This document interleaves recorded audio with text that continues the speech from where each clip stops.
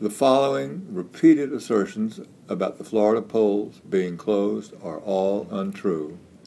Polls in the Western Panhandle remain open until 8 p.m. Eastern Time. In a half an hour at 7 o'clock Eastern Time, we have a group of critical states that will be closing their polls, including the state of Florida. The polls will close in Florida, as we said just a few moments ago, at 7 Eastern Time tonight. Well, we are 23 minutes away from the polls closing in 6 states, including the crucial state of Florida. During the 7 p.m. hour in the eastern U.S., polls in 9 more states will close on Election 2000.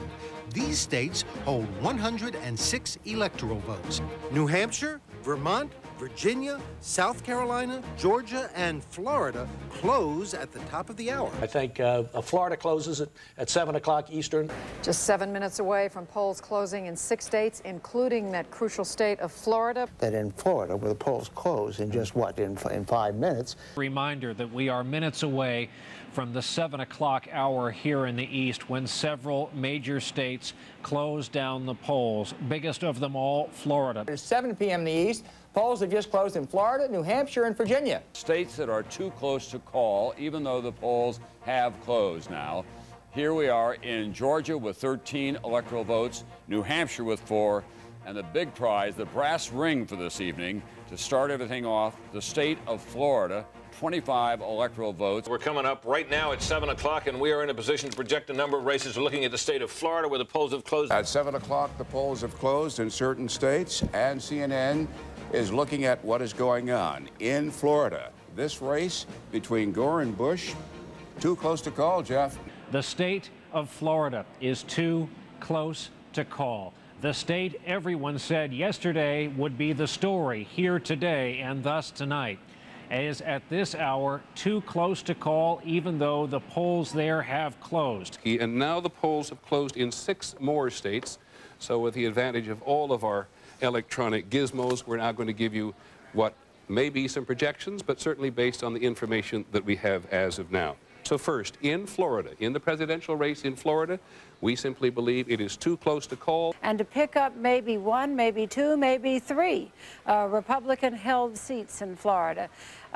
We don't know the results there, even though the polls are closed. We've had polls close in, let's see, 1, 2, 3, 4, 5, 6, 7, 8 states, 8 states so far.